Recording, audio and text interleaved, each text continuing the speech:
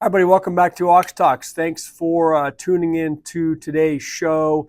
As I always humbly ask, please continue to share these videos with people that you know and love. Please hit that like button for me, the thumbs up, the bell notification. If you're not subscribed, I would humbly ask that you hit that subscribe button so we can keep growing this community. I want to discuss, before I jump into today's topic, which is the housing market, and whether it is from what I see, what I'm hearing from clients, colleagues, people in the banking industry, relative to whether it's a good time to be getting into purchasing a home right now. Before I get into that, it's a kind of a wonky day today with the markets across the board. The U.S. stock market's not set to close for about 20 minutes, but it was down pretty good from what I could tell. The NASDAQ, the Dow, and the S&P all pretty deep in the red, a few hundred points, I think, on both. It was much worse earlier. Let's see where it closes down today. I read something briefly that pension funds are having to allocate portfolios, and there is a $21 billion of U.S. equities being sold off by pension funds before the end of the year.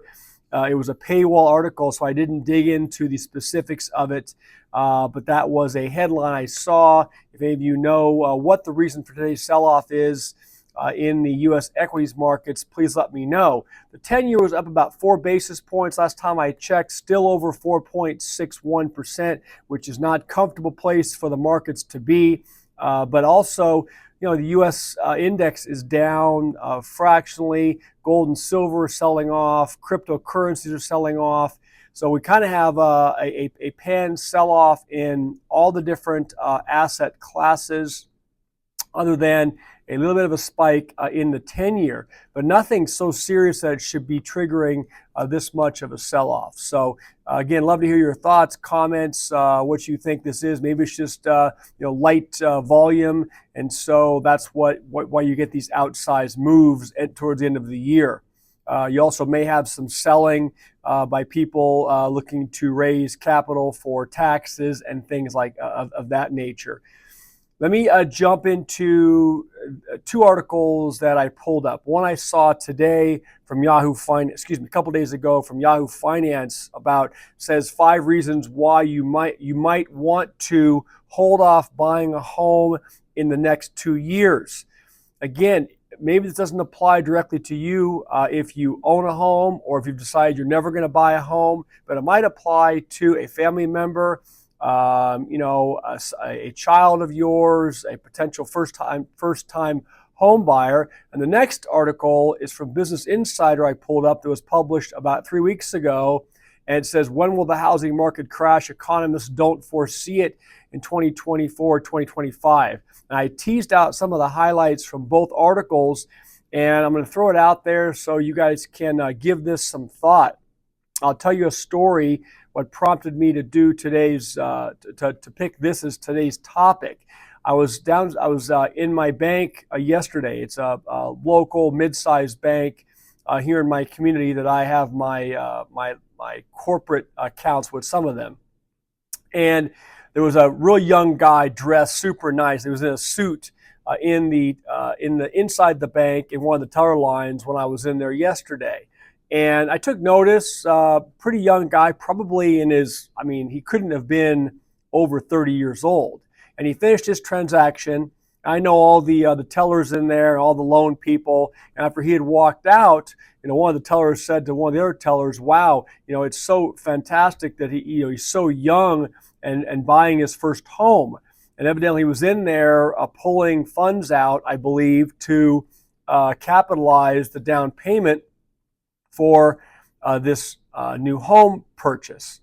And I heard the comment, and I said, from my perspective, now might be the worst time to buy a home. And 2 of the loan brokers that were behind the counter, that were back there talking with the tellers, responded and said, "You're totally right." And these are the ones that are handling mortgages for the bank, handling refinances for the bank, and they both agreed with my assessment. Again, that was just my personal assessment. I said, look, you also have the situation of these young people that are allocating what is a huge amount of money for them, let's say in your 20s or even early 30s, to come up with a 20% traditional down payment to buy a house. With the average price of a home in the United States, I think it's $480,000, something like that, is the average price of a new home now in the United States. So 20% down payment is putting you, in that $90,000 plus range if you're coming in with a traditional down payment. That's a lot of money. And guess what? If the value of that house drops, that down payment, again, on paper, but the equity is gone and that money evaporates. So none of us have a crystal ball, but it got me thinking about, for first-time home buyers, what should you be considering? What should you be looking out for? And the article that I saw that was more recent from Yahoo Finance raises a couple of interesting points I think are worth considering. One of the points is that interest rates are not going to be dropping that quickly and may actually be going up. Right now they are going up, and with the recent Fed hawkish tones in the last Fed meeting, I wouldn't be surprised if you do see rates going up next year, because inflation, we know, under the surface is a lot worse than they're letting on, and it's definitely not under control. So if you're going to buy a home now, lock into, again, this is not financial advice, not legal advice. Do your own homework, seek your own professional advice, but lock into a rate.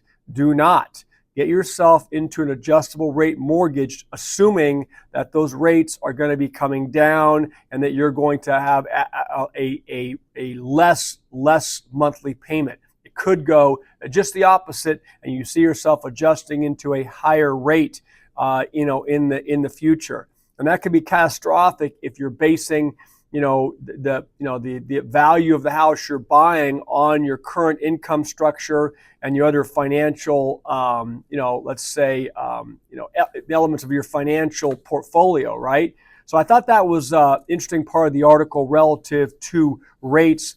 And again, do not get into an adjustable rate mortgage. The other thing is, this article raises, you might move in a few years. I thought that was an interesting point that they're saying is, look, if you are not really settled, if you're a young couple, you're not sure where you're going to end up, once you make that decision to buy a house, let's say that the prices do drop and you're stuck in that house and you're forced to take a loss.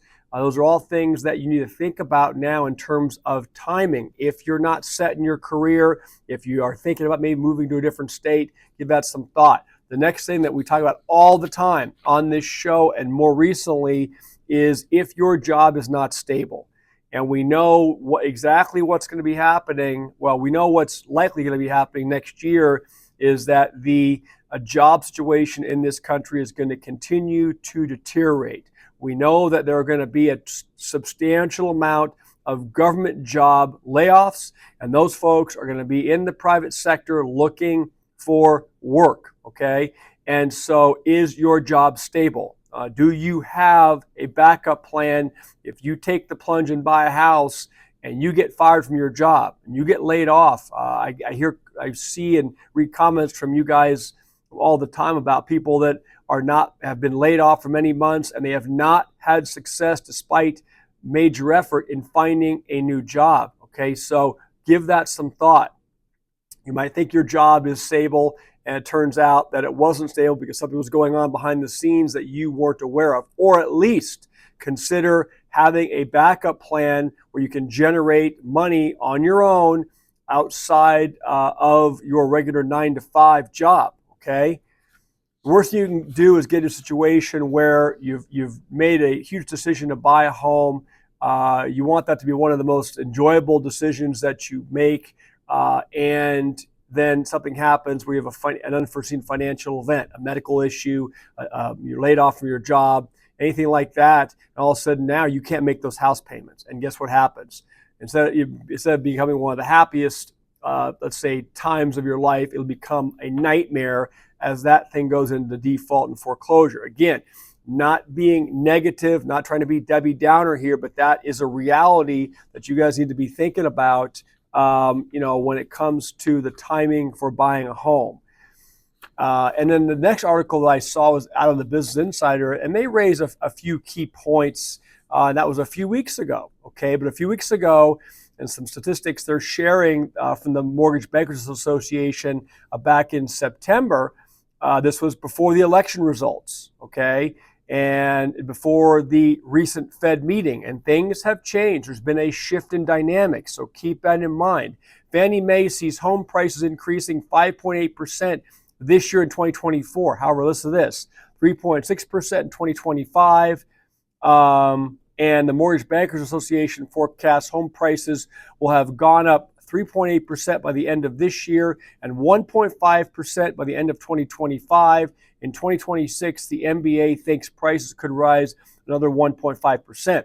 So look, the forecast is for prices to rise at a more gradual pace, okay? So that may be a reason why you would sit on the sidelines, keep your powder dry, and see how this unfolds with the new administration coming in and with this economy. Okay. Another indicator of a housing market stress is an increase in foreclosure activity, it says, and of course a rise in the rate of unemployment. The unemployment rate may not be ticking down, but maybe going in their direction next year. Okay. And then foreclosure activity. My personal take is that the media keeps from the general public the true status of defaults behind the scenes, okay? That there is a lot more foreclosure and pre-foreclosure activity going on right now across this country than we're being led to believe, okay? And then obviously the impact of the Fed and what the Fed's going to do next year with interest rates, is going to be a key factor. So a couple of points I thought the article was appropriately pointed out. Preparing for a potential housing crash. It says, what can you do to, let's say, insulate yourself? Have an emergency fund, right? So if you do lose a job, or if you have an unforeseen health condition pop up, for you, a family member that's going to deplete your resources, keep an emergency fund so you have 90 or 120 or 6 months or even a year of those mortgage payments set aside. Number two, don't buy more house than you can afford. People always stretch. They say, what's the payment going to be? Okay, but a lot of times it's more house than they need or can afford, and you get into trouble doing that, especially you younger folks are looking to get into the housing market. Get a fixed rate mortgage so you don't have to worry about your payments going up. I discussed that a few minutes ago. Don't be playing around with these adjustable rate mortgage products, guys. Don't get sold into something like that. And it says increase your down payments so you have some equity in your house. That's a double-edged sword, okay? Because you increase your down payment, you're taking more from your other, let's say, reserves or other assets to front load that a larger down payment. And if you have a precipitous drop in the housing market, that gets wiped off the books. Now, granted, it's not realized until you sell, but it's still a loss. All right. Hope today's topic was interesting and informative for you guys. Let's see what happens with the housing market in 2025. I think my personal opinion is that it could be rough. It could be a rough year for the housing market, and we see an uptick in unemployment and an uptick in foreclosure. Okay, now, will that present opportunity for some that have dry powder, that see the downturn and are able to come in and pick up some real estate? Maybe. Again, if you're a cash buyer, you're not financing, you're not taking on debt to buy the house, then maybe it's less of an issue for you, right? If you're coming in and buying something for cash, you're much more able to ride out, a market downturn than if you're highly levered in that house, okay? Thanks for watching, guys. Okay, I appreciate you. Have a good rest of your week, and I'll talk to all of you soon. Bye.